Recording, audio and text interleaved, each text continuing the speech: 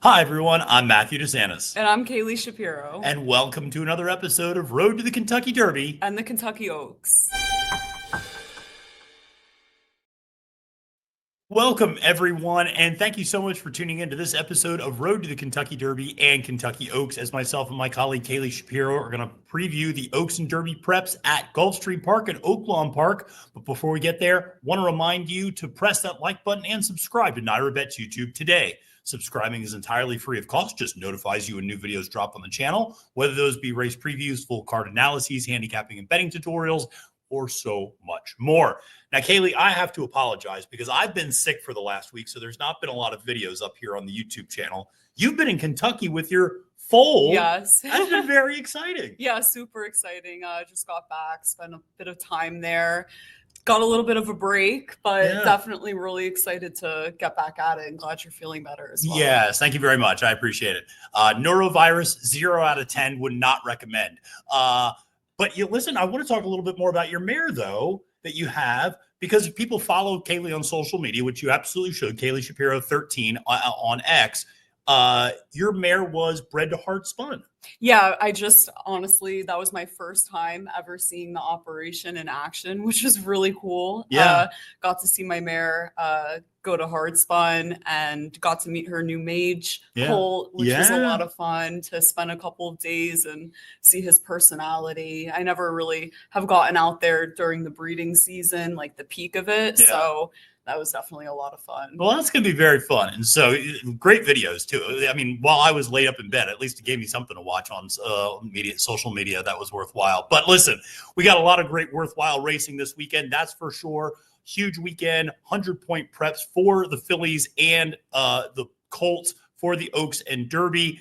And Kaylie, I think we just got to dive right into it because it's going to be a really jam-packed weekend. And we will dive right into the Gulfstream Park Oaks, taking place race 9 at Gulfstream Park on Saturday, 1.16 for 3-year-old fillies. Notably, this is the first 2-turn prep at Gulfstream Park. Remember, all the previous preps, the Devonadale, etc., have been a 1-turn race. So this is the first 2-turn test here. You have 2 very heavy favorites in the Queen's MG and 5G. 5G coming in second last time to Quietside out in Oaklawn Park. The Queen's MG, shows up sometimes. Other times, you don't know what you're going to get. The speed figures aren't overwhelming. Interested in your thoughts on this one. So the last time that we saw 5G, she won over this track, was the last win that she got going a mile at Gulfstream in the cash run. She won pretty dominantly that day. And then we saw her come back to finish second to Quietside, but she did a lot of the dirty work up on the front end that day. And I thought she was pretty dominant. I really liked the performance that we saw from her last time out in the Honeybee. So I definitely preferred her out of the 2 shorter price horses in here. I think that 5G is a filly that's moving in the right direction. And I thought that she looked really good last time out as well. Yeah, she did. I thought that was a really good effort. She backed up that 86 by her speed figure. She got in the cash run with an 84 in the Honeybee. Quietside, you and I both have a pretty high opinion of. She beat a horse like Muhima by 3.5 lengths. And listen, I think Muhima might be a need the lead type of a runner, but still to beat that type of a horse, a quality animal by that many lengths was, I thought, pretty impressive. New York bred for George Weaver, who's had plenty of success down there. Now we will have to wait and see on the jockey because it was supposed to be Tyler Gaffleone, who was part of a paddock accident on Wednesday and broke his ankle. So he's off his mounts on Saturday. That is something to really keep in mind. We know what some of those replacements are going to look like, and we'll get to that in the Florida Derby. But keep in mind who's going to be replacing Tyler on 5G here.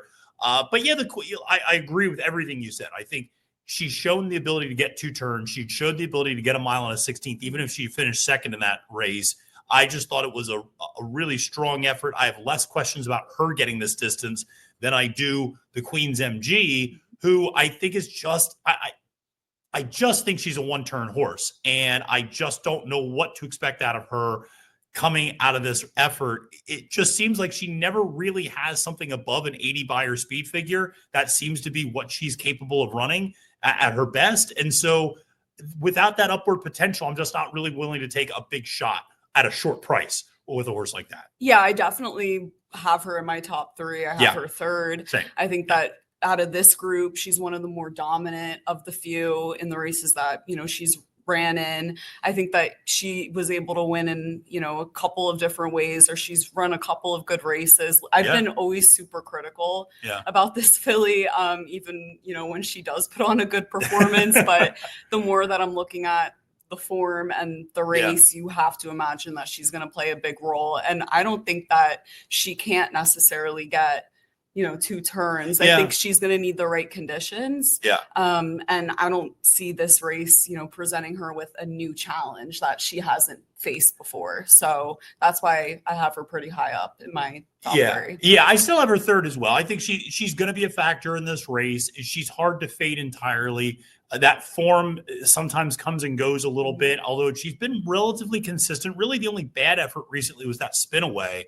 I think you can excuse the Astoria way back in her 2-year-old campaign a little bit. So, it's one of those things where the Queen's MG, a very good a game horse, and she's in her backyard now at Gulfstream Park with Safi Joseph Jr., Irad Ortiz Jr. up on the mount. You always got to take that seriously. I'm going to take a little bit of a swing with a horse. You have 2nd, I have 1st. And that is Cassiar for Shug McGaughey. Dylan Davis up on the mount. This is a horse that, maybe this is a little bit of a recurring theme this week. Last out maiden winners stepping up into 100-point prep races. We're going to see a couple more of those. And this was a debut winner at Tampa Bay going 6.5. And there's a couple of things. You don't see many Shug McGaughey horses win first time out going 6.5. You certainly don't see Shug McGaughey horses being stepped up into a grade 2 100-point Kentucky Oaks prep in their 2nd start, unless he feels like this one might have something really special. I just thought this one showed a lot of debut, showed a lot of guts. It was a good effort. That race, like I said, was really game. And now we're getting Dylan Davis up on the mount here for Shug.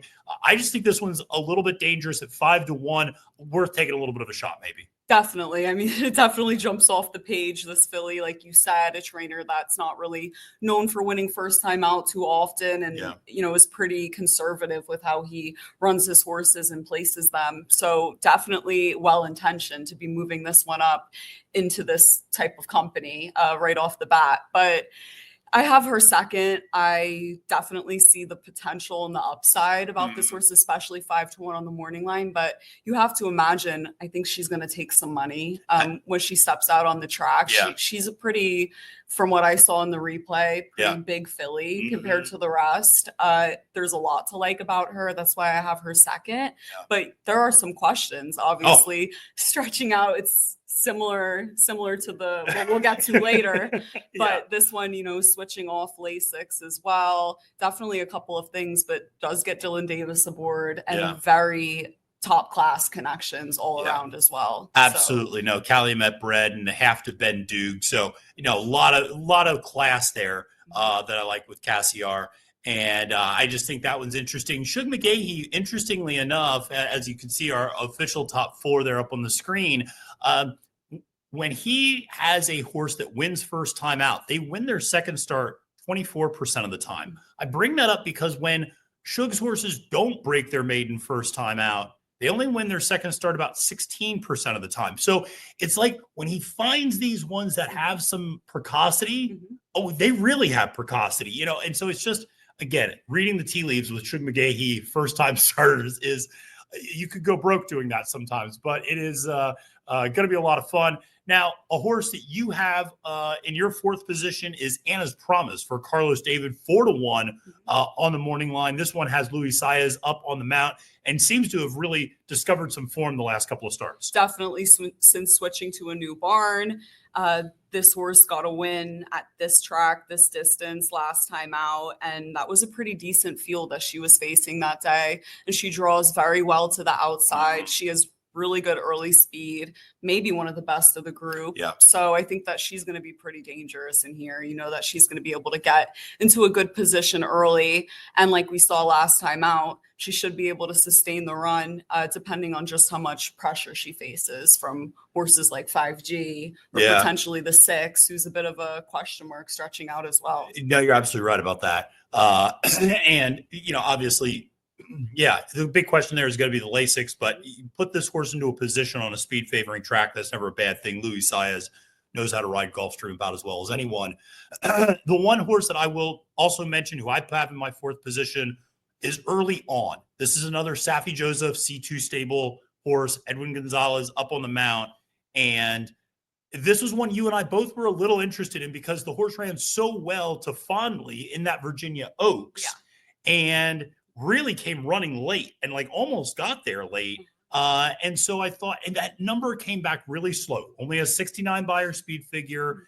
And so you go, well, you know, how good is it? But there's something interesting here. This is a horse I would only include strictly on deeper verticals, trifecta supers, but I just think at 15-1, hey, it's worth taking a dart. I agree. Yeah, not a horse that I'd be rushing to put on my pick 5 tickets at all, but definitely a horse that could find her way to sneak into the try or the super here, just like we saw last time out. I mean, it was impressive the way that she finished up, and the race just came back pretty slow, and that's why I don't have the horse in my top 4 with this type of field, but I definitely see your logic. It was one I gave a long look to. And the other Safi, you know, you never know. You know, it's Safi in South Florida. You got to take it seriously. So listen, that's how we see the Gulfstream Park Oaks. Let's head to the Florida Derby.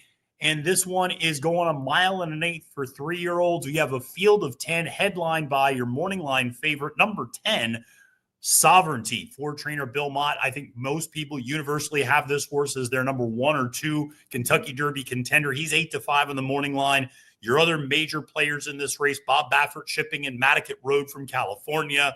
You have Todd Pletcher, the last out maiden winner in Disruptor, who was a $1.15 million son of gun runner.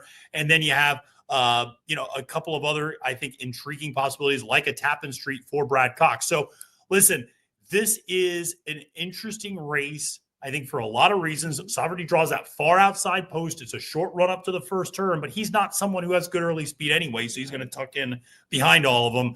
I know what you're doing in this race, so I might as well just put the picks up right now. We're going to Sovereignty, right? Yeah, 100%. I mean, the post position, what do I care that he drew the 10? She, like you said, he's not a horse. He's a horse that's going to come from well behind, like his running style that we've seen consistently. And I know that this horse, people are going to try to play against him. He is a short price. That's your immediate reaction, to try to play against him, obviously. But in a race that honestly should have a lot of speed.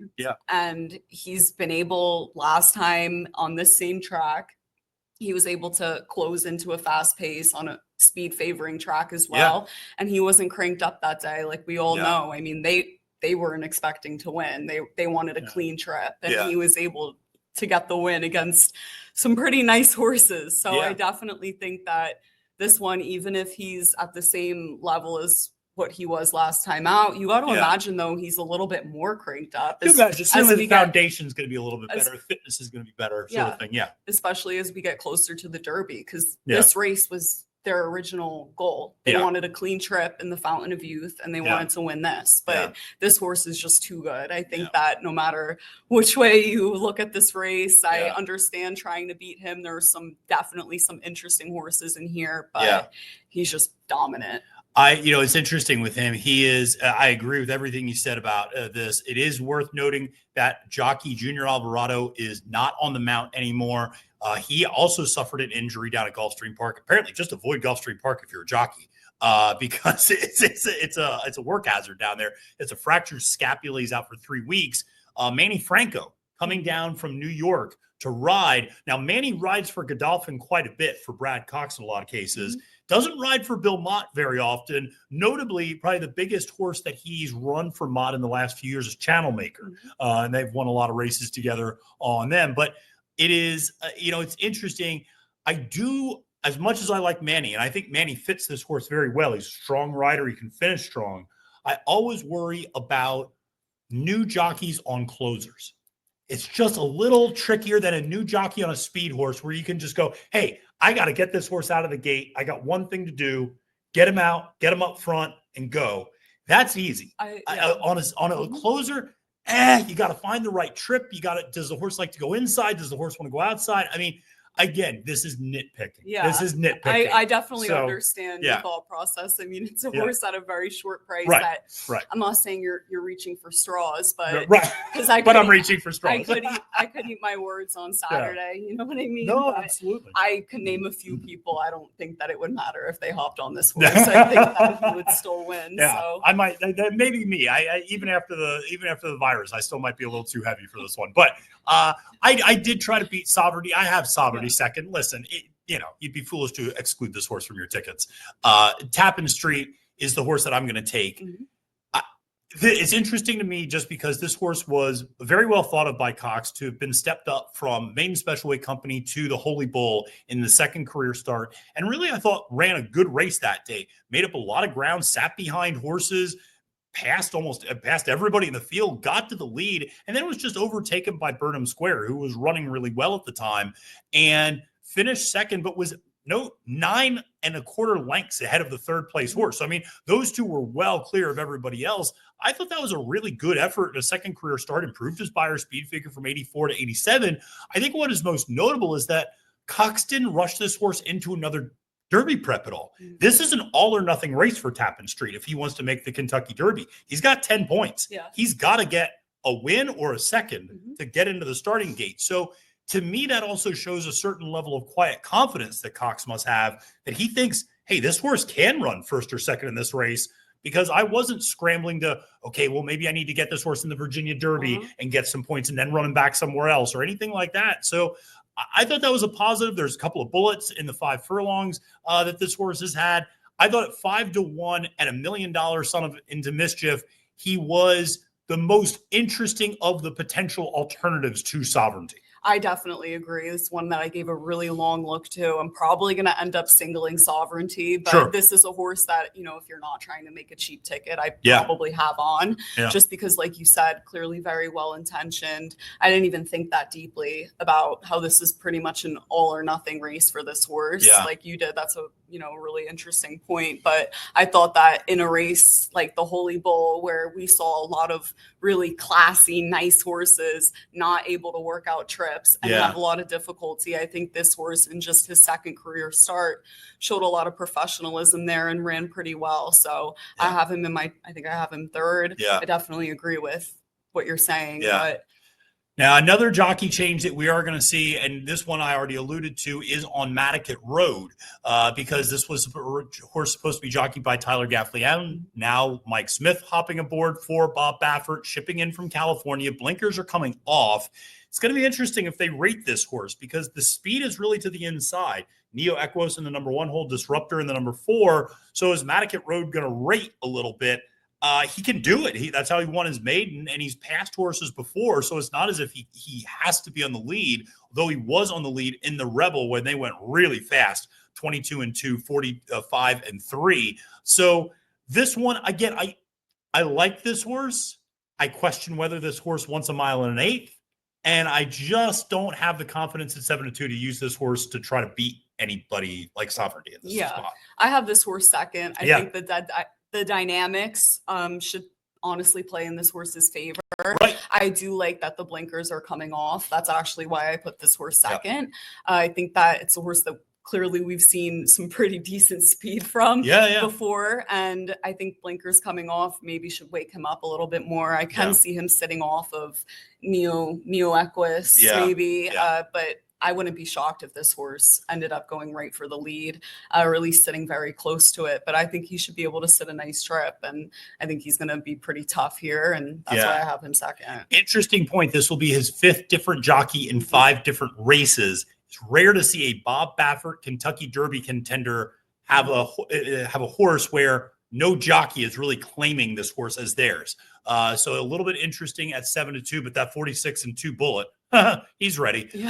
So no worries there. Another horse that might be ready is the number 4 Disruptor for trainer Todd Pletcher. This one, last out maiden winner, very impressive son of gun runner, and broke that maiden at 7 furlongs. But much like Cornucopian, who we'll be talking about in a second, switching off Lasix, going to 2 turns, stepping up against winners in a grade 1. It's a lot.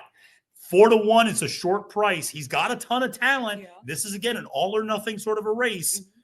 I couldn't get there with him. I just there are a little too many questions for me. Yeah, there's a lot of questions. I mean, I have him, I think, fourth, just because clearly he has some pretty good speed and should be able to get into the mix of the race early. And I think that's obviously going to help him out on this type of track. But there are a ton of questions to answer. He was just the fourth most interesting horse to me. I have my mindset on the winner of this race. I think that we're going to see a decent amount of speed, and I think it's going to set up for sovereignty. But I think that this horse, having the advantage of being able to get himself into the early mix of the race, he should be able to sit a decent trip, maybe take a piece. Yeah, and listen, Irad Ortiz Jr. up on the mount, you would imagine he and Neo Equos are going to go out up front. What Madaket Road does, I think, is the big X factor. Is Mike aggressive and try to suppress things, or is he going to be a little bit more, resigned to rating off the speed? That's going to be the big question there. Well, let's head from Gulfstream Park to Central Arkansas. Why not? What a transition. Let's go to the Fantasy Stakes. Hey, remind me who won this race last year. Oh, I don't know. You don't know. But we did see the same. We did see the Oaks and the Derby winner on the same day last year. We did. So I don't know. Maybe we'll see it again this year. We might. I don't think so. I think we'll see it the same day, different track. Okay. That'd be interesting. Yeah. No. What if you were like Madaket Road? It's like, what? No. No, but obviously Anna winning this race last year, Mystic Dan winning the Arkansas Derby. To your point, the Oaks and Derby winner both coming out of Oaklawn last year. This one is a field of 10 in the fantasy, going a mile and a 16th for those 3-year-old fillies. You have the winner of the Honeybee, Quietside, coming back. Your morning line favorite, though, surprisingly, is Simply Joking for trainer Whit Beckman. And that's a horse that we've not seen in a minute. This is your 8-5 favorite. We've not seen since that Silver Bullet Day. I don't know about you, but I'm playing against a horse that is, by practical joke, that's going a mile and a 16th off of the bench. And I don't know. I mean, I like the horse. The horse is fine, but I mean, we haven't seen the horse since January. Now Whit's throwing this one into this race. And I just feel like a horse like Quietside in such good form. Well, yeah, and I think that you have to just think about the dynamics when you're considering whether or not you can take Simply Joking. She's going to face a different field than she's ever faced before, more class than she's ever faced before. Clearly, she's shown a lot of talent, and she's projected to be up on the lead, and people think she's going to sit a nice trip that way. But she, like you said, is stretching out in distance. And also this is going to have other speed in the race. I think with a horse like Quietside, who not only is continuing to get better, she's continuing to get faster. This horse is not going to get an easy lead, Simply Joking. She's going to have Quietside breathing right down her neck. I wouldn't even be shocked if Quietside had the lead. Yeah, and you also have a horse like Princess Aaliyah, who I know you'll talk about a little bit more in a second, who has some good early speed as well. And yeah, I think you're right. It hasn't really faced this caliber of competition, though I will say beat a horse like Drexel Hill, who we saw run very well up here. But again, I wouldn't necessarily, if Drexel Hill was in this race, probably be 5-1, 6-1, something along those lines. So, and Bless the Broken, who we just saw win. In the Bourbonette. But I view these as maybe in the second tier of Oaks horses, whereas I view Quietside in the top. And that doesn't mean that you automatically take Quietside, but under these conditions, I just don't see Simply Joking being able to sit the trip.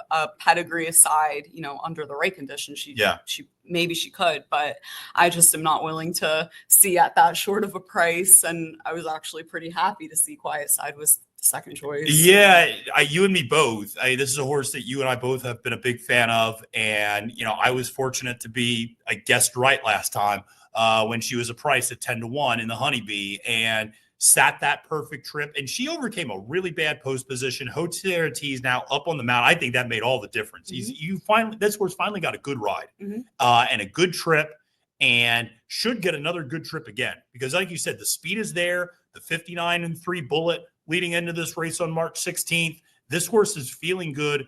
I just think this one is one of those horses that finally unlocked something, I feel like, last time. And now there's some upward potential, I still feel like, from here. 100%. I think the pieces came together last time out. I think she really clicks with Jose Ortiz. Yeah. And I think that this is a filly that we're going to continue to see, improve again, probably here. She's working really well up to it.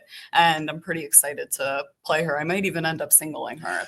Yeah, it's interesting. It depends on how you want to play the Arkansas Derby in the next race. I completely agree. And listen, I think that, a horse that you like at a little bit of a price is the number 9 Princess Aaliyah, 12-1 for the coach.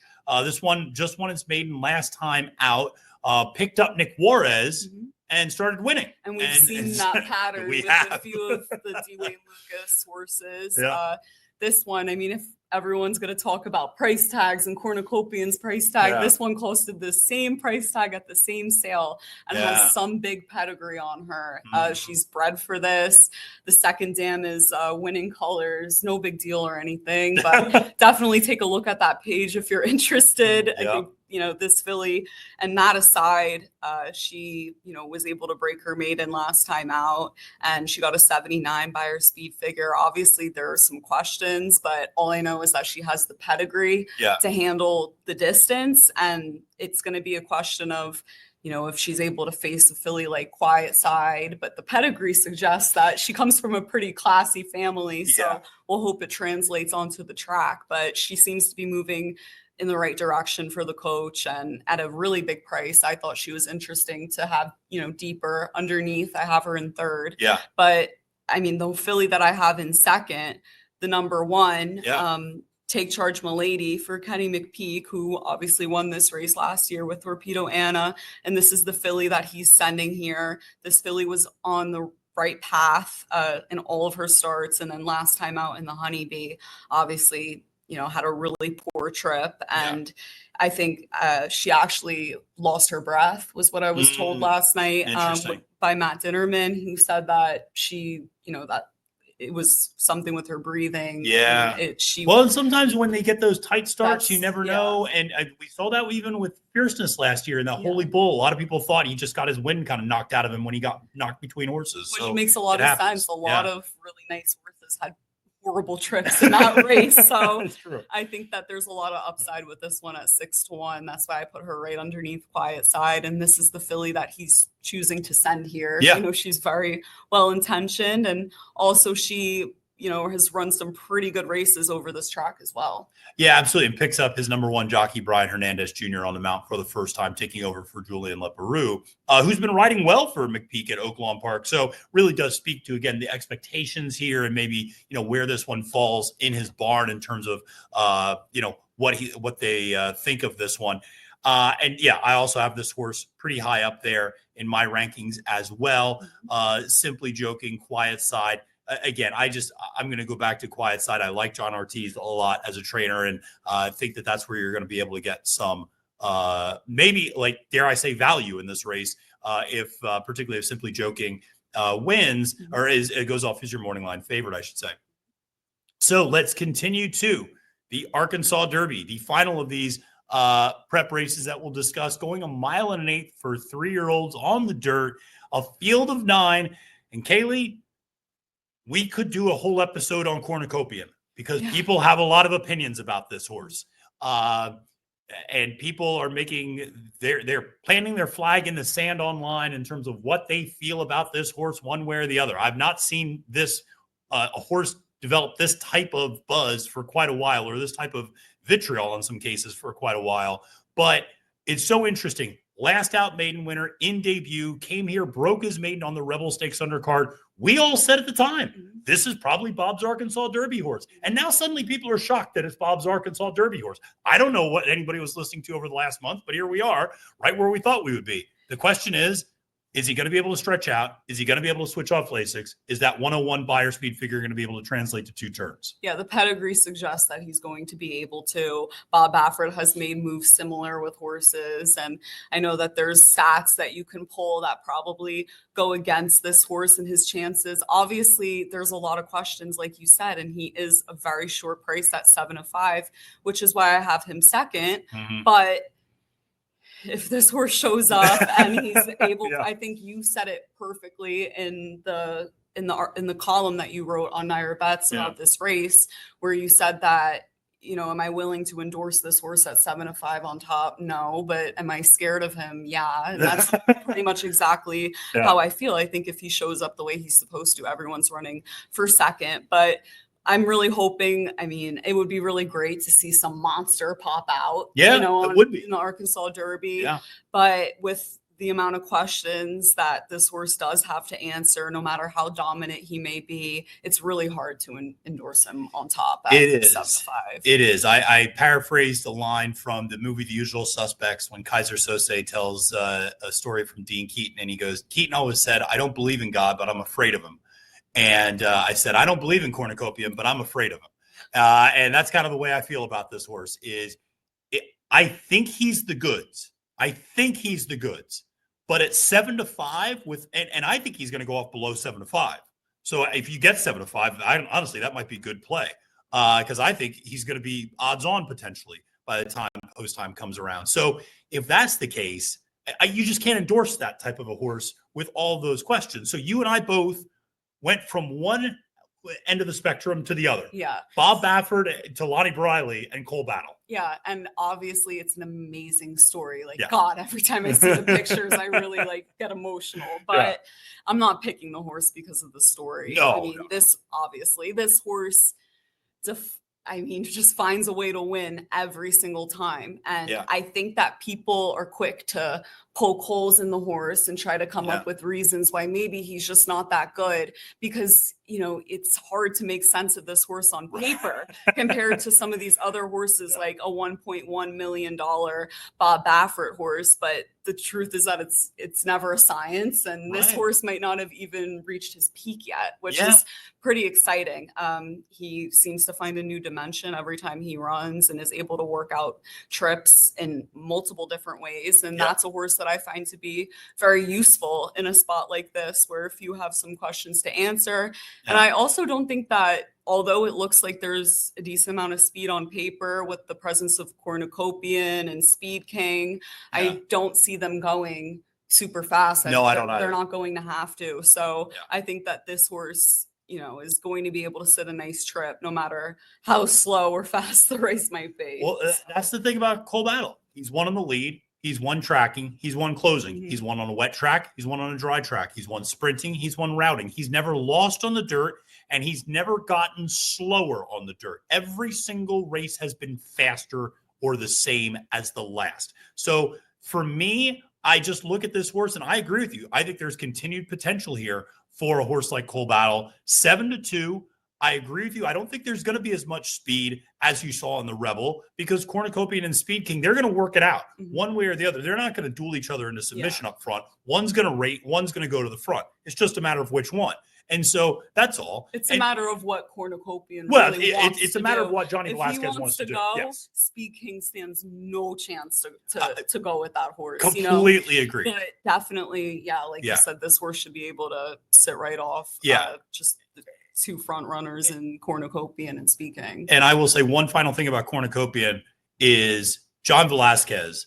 There is not a jockey in the country better at getting a young horse to relax on the lead than John Velasquez.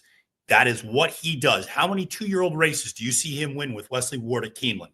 A bunch of them. Why? Because he gets them out up front and he calms them down.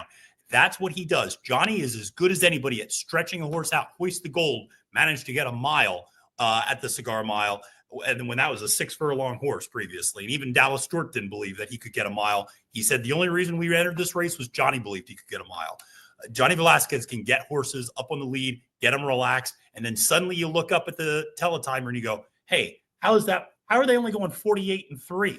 Yeah, because Johnny controls things up front. That's just kind of how he does it. So I don't think it's going to be this blistering pace, which is a negative for Sandman, who is a horse you and I are both playing against a little bit, is 3-1. For Mark Cassidy, this is a horse who just always seems to come up short, but wins the gallop out. Every time you think the next time is going to be the time, you do have a new jockey, Jose Ortiz. Maybe that makes a bit of a difference as it did on Quietside in the Honeybee. But it's going to be interesting to see what Sandman can finally do if he can put it all together for a horse that's got a ton of talent. Yeah, definitely. If you're looking, when you're trying to beat Cornucopian and you're looking between Cole Battle and Sandman, I think the big difference between the two of them is Cole Battle is, a small horse that's able to fit into all different spots and work trips out. And this horse is, a little bit bigger, different moving horse that I feel like he's not really a stop and go type of horse. He really has to get the trip. And it's just, I don't really see a guarantee here of him being able to get the trip. I think 3-1 is way too short of a price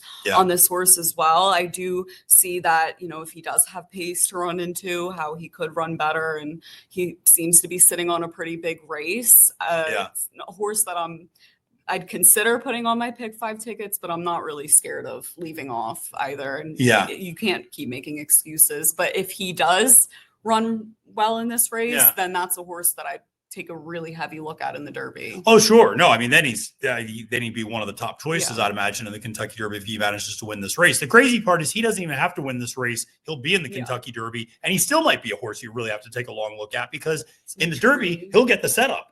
He'll get the pace to run at for sure. Our third choice is Publisher. Just very quickly, this is a horse, still a maiden. Blinkers are coming on. A horse that's always given himself too much to do, a little bit like Sandman in that regard, always coming from well off the pace, and now getting blinkers on. Flavian Pratt stays aboard. This is a horse that was 16 lengths back in that Rebel, made up a ton of ground to finish 4th. You know, if this horse just gets away a little bit more cleanly, I don't know. This horse at 6-1, it could at least run up into something, I think, in this race. Yeah, this horse is a maiden, but obviously always runs pretty well and consistently, especially if you toss out the Southwest. I think it speaks to his ability that he is more than half the price of the winner of the Southwest in this race as well. So clearly this horse is one that, you know, is maturing with time and gets blinkers on as well, which is pretty interesting. I wonder what their intentions are maybe with that, help his focus level a little bit. So I think that, you know, this horse could honestly improve. Not a win contender, but a horse that I see could run well here. Yeah, and something to note, the best speed figure he's ever had was at Oaklawn Park against maiden competition over a wet track. They are expecting some rain on Saturday. And notice who won that race, American Promise. Hey, you picked that horse to win the Virginia Derby. So that's a pretty good horse as well that he lost to. So has faced some very, very good competition leading up to this. All right. Well, listen, that's going to do it for us and this preview of the Florida and Arkansas Derbies and respective Oaks races. Kaylie, it's going to be a big weekend. You and I are going to be staying here late at Aqueduct on Saturday, stomping our feet, screaming at the TV, having a good time. But listen, thank you all for tuning in and watching this episode of Road to the Kentucky Derby and Kentucky Oaks. Make sure to press that like and subscribe button today. For Kaylie Shapiro, my name is Matthew DeSantis, wishing you a great and profitable day at the races and reminding you, friends, it's now post time.